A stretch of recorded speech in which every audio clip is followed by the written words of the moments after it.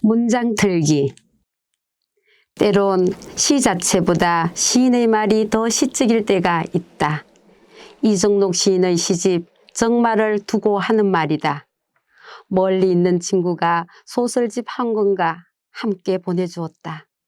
시집을 읽을 때 나는 시인의 서시나 추천자의 발문 등을 먼저 읽는 편이 아니다. 선입견이 생기거나 감흥이 깨질까 봐 대개 본문부터 읽어 내려간다.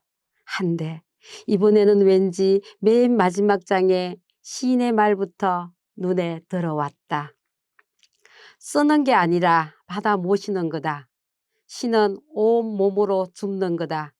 그 마음 하나로 감나무 밑을 서성거렸다. 손가락질은 하지 않았다. 바닥을 친 땡감의 상처, 그 진물에 펜을 찍었다. 홍시 넘어 푸른 하늘을 우러러보았다. 사랑의 주소는 자주 바뀌었으나 사랑의 본적은 늘 같은 자리였다. 전문을 옮겨보았다. 독자와의 인사격인 시인의 말 정도는 풀었어도 누가 뭐랄까. 한데 시를 다 읽은 지금 봐도 본문 시편들보다 더 시적이다. 말을 느리지도 않고 감성에 호소하지도 않는다.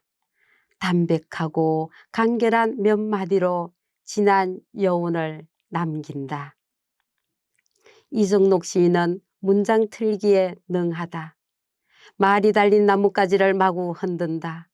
다 틀려 나무고의 상태여도 좋고 잎새나 꽃잎 몇 장 달려 있어도 괜찮다. 그렇게 끝까지 살아남은 말씀만 주워 담는다. 떨어진 잎과 날아간 꽃잎필랑 미련두지 말자.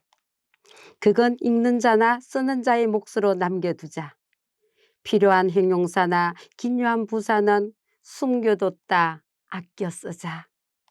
그래도 읽는 이의 마음을 충분히 움직일 수 있다. 그것이 알짜배기 문장이다.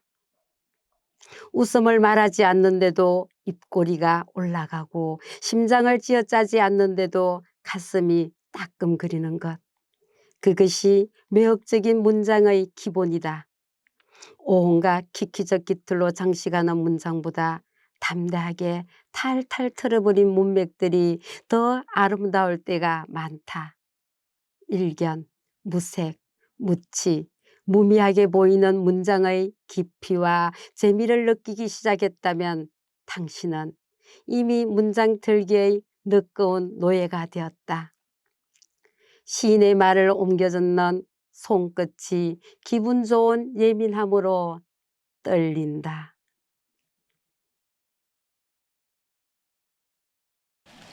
돌아오지 않을 것들. 여행의 묘미는 돌아옴에 있다. 당장이라도 여장을 꾸려 어디론가 떠날 수 있는 것은 돌아올 희망이란 반전이 보장되기 때문이다.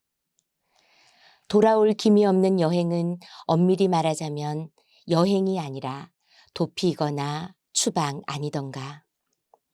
돌아옴을 전제로 하기 때문에 우리에게 여행은 발랄한 판타지요, 반짝이는 마법이 될 수 있는 거다. 그런데 여행을 두고 돌아오지 않는 눈부심이라고 말하는 시인이 있다. 이진명 시인은 여행이란 시에서 안 돌아오는 것이야말로 여행이라고 비에 젖은 꽃잎처럼 말한다. 누가 여행을 돌아오는 것이라 틀린 말을 하는가? 보라, 여행은 안 돌아오는 것이다. 첫 여자도, 첫 키스도, 첫 슬픔도 모두 돌아오지 않는다. 그것들은 안 돌아오는 여행을 간 것이다. 얼마나 눈부신가, 안 돌아오는 것들.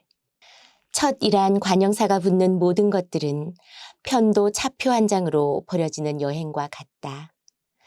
첫의 상태는 두 번 다시 오지 않기 때문에 그 여행은 씁쓸하지만 눈부시다. 순정한 영혼의 첫 여행은 반짝이는 모래알이었다가 뾰족한 자갈돌이 되기도 한다. 찬란히 뜨는 무지개인가 싶다가 내리치는 번개의 잔상으로 남기도 한다.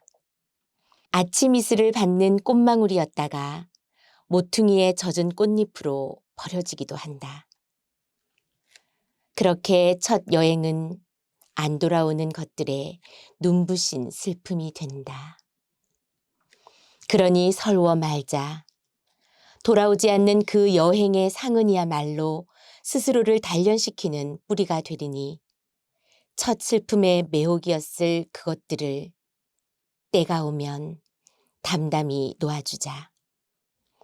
더욱 단단해지고 찬란해지기 위해서는 돌아오지 않을 여행도 필요할 것이니 기대고픈 누군가의 눈빛 앞에서 맞닿을 수 없는 협곡 같은 절망이 처음으로 그대 입술을 적신다면 이제 돌아오지 않을 여행을 할 때다.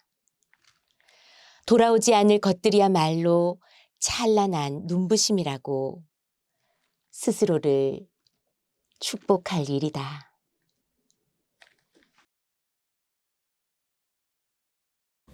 애도의 방식.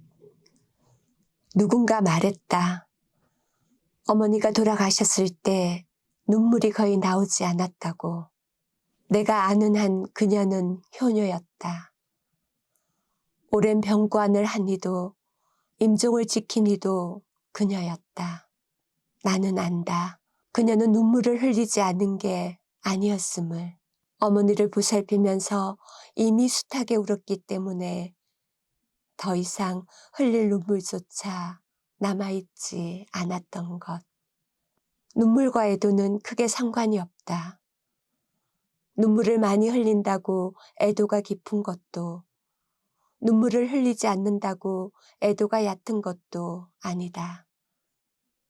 애도의 양상은 다양하기 그지없다.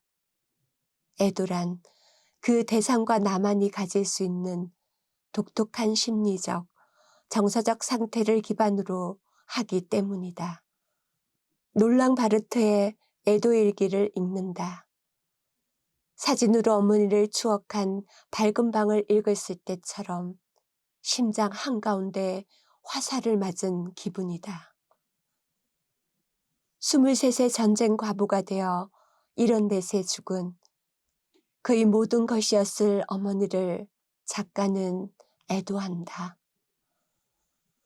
노트를 4조각 내어 만든 메모지에다 마음 깊은 곳에서 우러난 어머니에 대한 단상을 이어간다. 2년에 걸친 그의 일기는 어머니에게 다가가고자 하는 작가의 내밀한 흔적이다. 어머니를 모티브로 한 완성품. 하지만 어머니에 대한 애도가 최우선이었기 때문에 그 글이 문학이 될까봐 경계했다. 그러다가도 결국 문학이 될 거라는 자기 모순을 예감하기도 한다. 내 말들이 문학이 되지는 않을 거라는 사실에 대해 자신이 없기 때문에. 그런데 다름 아닌 문학이야말로 이런 진실들의 뿌리를 내리고 태어나는 것임에도 불구하고 라고 적는다. 애도일기가 그 어떤 다른 형태의 문학 작품으로 가공되지 않았다는 사실이 독자로서 얼마나 다행인지. 교통사고 후유증으로 그의 죽음이 앞당겨지지 않았더라면 그의 애도일기는 가다듬어진 문학 작품으로 재탄생되었을지도 모른다. 완성된 문학 작품보다 때로는 날것의 육성이 더 가슴을 후벼 팔 때가 있다. 온전히 일기로만 살아남은 롤랑 바르트의 애도 일기를 읽는 밤의 정치. 봄비 또는 안개. 이런 날은 이성보단 감성이 제격이지. 아름드리 버짐나무 아래에서 그대들을 기다렸어. 타닥타닥 장작 타는 소리 같은 빗소리 나무 아래로 쉼없이 들렸지. 저 먼 산마루엔 꿈길에 홀린 듯 물안개 자욱했지. 이럴 때 누군들 센티멘탈에 빠져들지 않겠어? 온몸으로 파고드는 감각의 춤 사이를 자동차 와이퍼에 내다 걸고 고리무원의 안개 언덕을 향해 점진하는 거야. 애인이 없으면 어때? 우요일엔 우인이란 말이 있잖아. 물에 젖은 흑신발에 발판이 마구 젖어도 괜찮아. 봄비 오시는 날이니까. 저 산허리만 휘돌면 옥죄었던 고삐를 마음껏 풀어도 좋아. 안개나라에선 느슨해지고 무너질수록 환영받기 쉽다고 했어. 그곳에선 숨겨둔 저마다의 가시 하나쯤 발설할수록 매혹적일지도 몰라. 눈물 깃든 추억을 팔아도 절벽 같은 현재를 펼쳐놔도 괜찮을 거야. 밀교 집단의 신자처럼 은밀한 시간을 공유한들 누가 뭐라 하겠어? 원래 산다는 건 막막하고 불안한 거지. 비루한 삶을 위무하고 불안한 하루를 격려하기엔 안개의 땅이 제격일지도 몰라. 말할 수 없는 온갖 것들의 그림자를 털어내기엔 몽환적인 세계가 낫지 않겠어? 봄빛 더 짙어지기 전 저 밀지 속 해방구를 향해 조금씩 나아가는 거지. 드디어 안개나라에 잠입했어. 조심스레 한 발자국 내디딜 때마다 산 높고 길 깊은 안개는 제 겹을 느려만 가네. 무리 중 누군가 속삭였지. 밝은 날에 담담한 인정보다 안개빛 속 축축한 우정이 더 감미롭다고. 사는 게 시시하고 막연할 때마다 버섯나무 아래서 여행길을 재배하던 그대들이 떠오를 거야. 그땐 이성을 버리고 오늘처럼 오직 센티멘탈의 전송법으로 편지를 쓰겠어. 봄빛 또는 안개나라 같은 그날이 떠오른다고. 그럼 됐지. 뭘 더 바라겠어.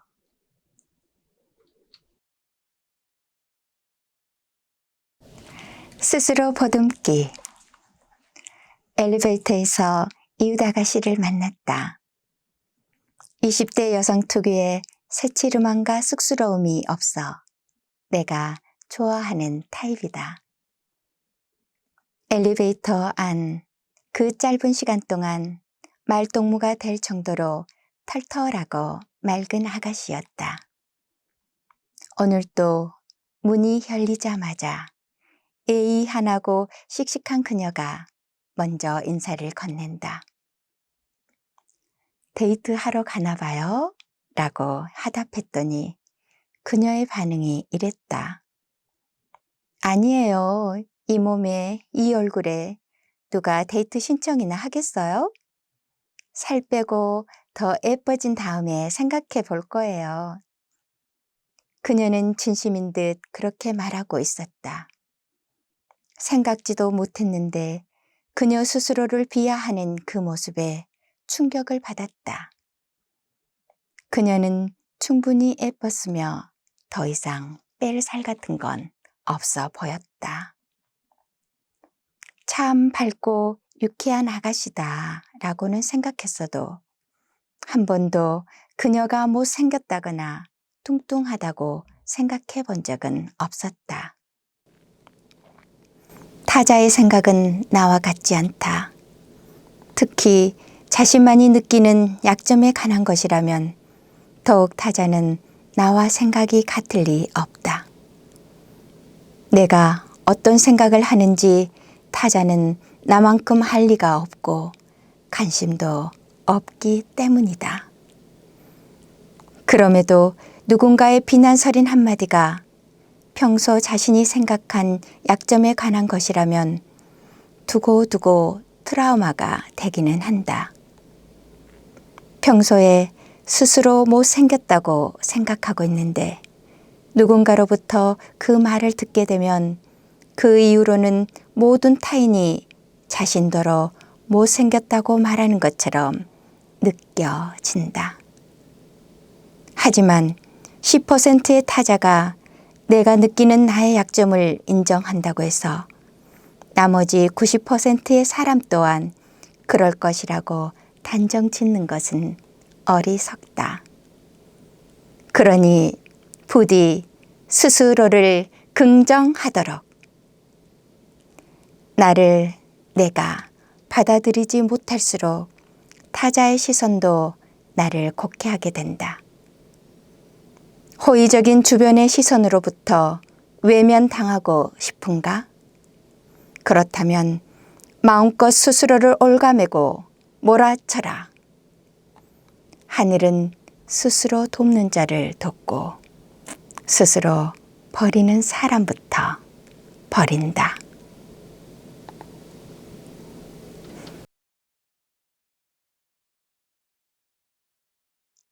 완벽주의는 완벽하지 않아. 선인들이 말했다. 아는 길도 물어가고 얕은 내도 깊게 건너라고. 허니 완벽주의자들이 자청하는 사람들은 또한 이렇게도 말한다. 뭐든 완벽하게 준비되지 않으면 실행하지 않는다고. 정말 그럴까? 그런 사람들은 준비만 하다가 끝내 아무것도 시도하지 않을 가능성이 높다. 잘 돼 가냐고 물으면 그들 대답은 한결같다. 완벽하게 준비하려니 힘들다고. 아는 길도 물어가고 얕은 내도 깊게 건너는 일에 에너지를 쏟느라 실은 아무것도 못할 뿐인데. 위의 예는 스스로를 두고 한 말이다. 실천력이 따라주지 않을 때 우리가 둘러대는 좋은 핑계가 바로 완벽주의론이다. 다이어트를 곧장 시작하지 못하는 것은 혹시 불어난 몸피가 살이 아니라 북일 수도 있으니 병원부터 가야 할 핑계가 남았고, 쓰다만 단편을 완결짓지 못하는 것은 아직 내 문체가 원하는 만큼 완성도에 이르지 못했으니 다른 작품을 더 읽어야 할 이유가 기다리고 있다. 진실로 진실이 아닌 핑계를 갖다 붙인다. 게을러서 실행 못하는 것을 마치 완벽주의자였어 그런 것처럼 포장할 뿐이다. 그렇게 해서라도 자신의 미흡한 처지를 정당화하려 한다. 그런 의미에서 시작이 반이다라는 속담이 훨씬 실용적이다. 아는 길은 곧장 가는 게 맞고 얕은 내는 가벼이 건너도 무관하다. 아는 길에 허비할 시간은 행동으로 옮기는 데 쓰면 되고, 얕은 내를 건너는 데 쏟을 에너지는 다른 창의적인 곳에 할당하면 된다. 인간 사이에 완벽함은 없다. 설사 완벽을 추구한다고 해도 세상 일이 완벽해지지도 않는다. 미완이고 어설프지만 일단 시도하는 게 완벽할 때까지 기다리는 것보다 100만 배는 낫다. 모든 완성은 불완전에서 출발한다.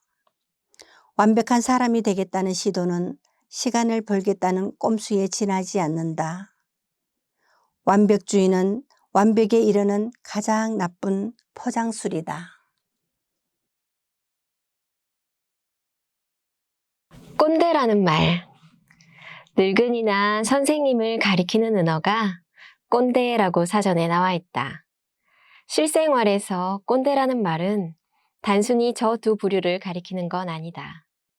제 말만 옳다고 우기거나 고루한 생각을 타인에게 강요하는 모든 이는 꼰대라는 프레임에서 자유롭지 못하다.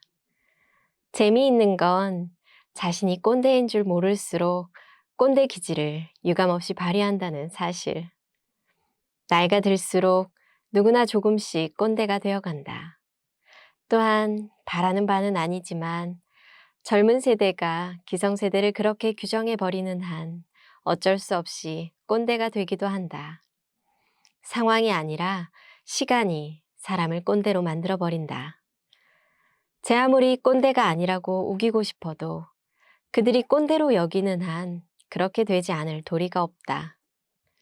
나이 들수록 지갑은 열고 입은 닫아라 라는 말이 있다. 이 말도 자세히 들여다보면 슬프기 한량없다. 기성세대의 꼰대스러움이 전제된 경고문으로 읽히기 때문이다. 꼰대인가 아닌가를 가늠하는 흔한 방법 중에 하나는 요즘 애들은 말이야 하는 말을 얼마나 자주 하는지를 스스로 체크하는 일이란다. 따지고 보면 요즘 애들에게 문제가 있는 건 아니다. 변화에 발빠르게 대처할 수 없는 어른의 자괴감이 그런 말을 낳게 한 건 아닐까? 대접받으려는 마음, 내가 옳다는 믿음, 젊은이는 가르침의 대상 등이란 생각이 없어지지 않는 한 꼰대라는 말은 없어지지 않을 것이다. 젊은 세대에 완전히 동화될 수는 없겠지만 말끝마다 요즘 애들이란 추임새를 넣는 횟수를 줄이는 노력만으로도 꼰대 되는 속도를 어느 정도는 늦출 수 있지 않을까?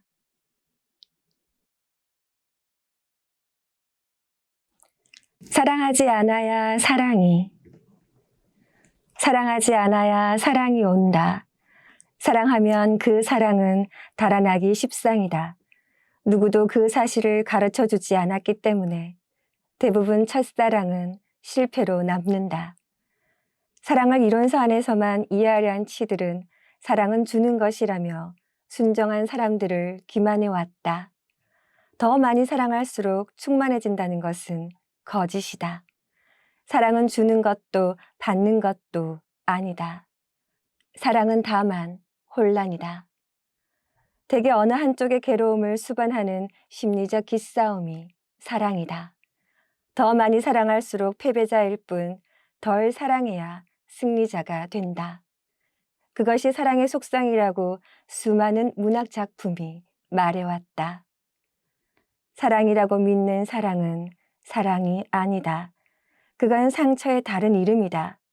첫사랑에 백전백패하는 이유는 상처가 되는 줄도 모르고 무조건 주려고만 하기 때문이다. 덜 사랑하는 사람은 연민과 자책은 남을지언정 사랑의 슬픔이나 괴로움 따위를 친구로 두지는 않는다. 하지만 더 사랑하는 쪽은 상대가 보여주는 연민과 자책마저 자신에 대한 사랑으로 착각한다. 사랑 앞에서 늘 괴로움을 친구로 두는 이유이다.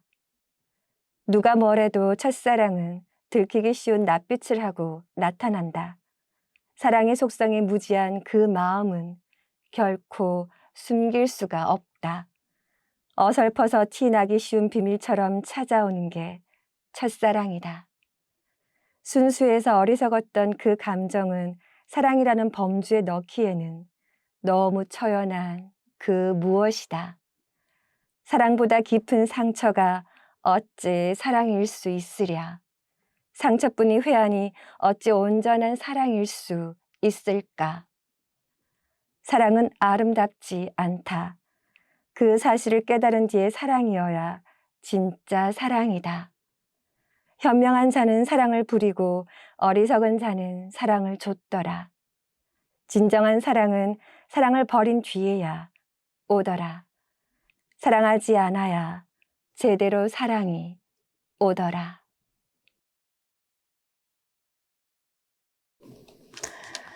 사회적 증거의 법칙. 군중은 옳고 그름이 아니라 대의에 따라 움직인다. 남들처럼 하면 적어도 손해날 일은 없으니 묻어가는 편리를 택한다. 인터넷 공간을 예로 들자. 같은 이슈라도 댓글이 없는 쪽보다는 댓글이 한번 달리기 시작하는 쪽에 더 많은 댓글이 달린다. 또 첫 댓글이 호의적이면 부정적일 때보다는 훨씬 많은 댓글을 유도한다. 원글 자체보다 이미 달린 댓글의 흐름에 따라 이어질 댓글이 영향을 받기도 한다. 마치 빨간불인데도 바쁜 누군가가 횡단보도를 건너게 되면 너도 나도 우르르 따라가는 것과 같다. 심리학자들에 따르면 어느 분야를 막론하고 통상 시장의 95%는 모방자이며 단지 5%만이 창조자라고 한다. 대부분의 사람들이 5%의 창조자가 되는 위험을 감수하느니 95%의 모방자로 살아가는 편리를 택한다. 가끔 도저한 경지에 이르렀다고 판단한 창조자에 의해 세상은 뒤집어지기도 하는데 중요한 건 그 혁명의 성공 뒤에도 여전한 나머지 95%의 모방자가 대기하고 있다는 사실. 물리적 상황이든 심리적 상황이든 대의를 쫓을 확실한 군중이 확보되는 건 변함없는 사실이라는 것. 인간의 이런 심리적 상태, 즉 다른 사람의 행동을 따라하는 것이 바람직하다고 믿는 경향을 사회적 증거의 법칙이라고 한다. 사이비 종교가나 정치꾼은 군중 심리를 잘 이용하는 사람들이다. 그들이 도덕이나 경건을 가정한 흰소리로 옳고 그름이 제각각인 군중들을 선동할 수 있는 것도 이 군중 심리를 100번 활용하기 때문이다. 예언이 실패해 천국행을 가지 못해도 여전히 신도수는 줄어들지 않고 청문회 때마다 차마 들어줄 수 없는 비열함의 꼼수가 넘치는데도 같은 일은 지속된다. 이런 현상의 원인에는 군중의 우매함도 있지만 알면서 속아주는 귀차니즘도 한몫한다. 체념의 친구가 된 지 오랜 대중은 웬만해서는 별다른 자극을 받지 못한다. 군중의 피로지수가 높을수록 극소수의 건실한 창조자를 만나기는 어렵다.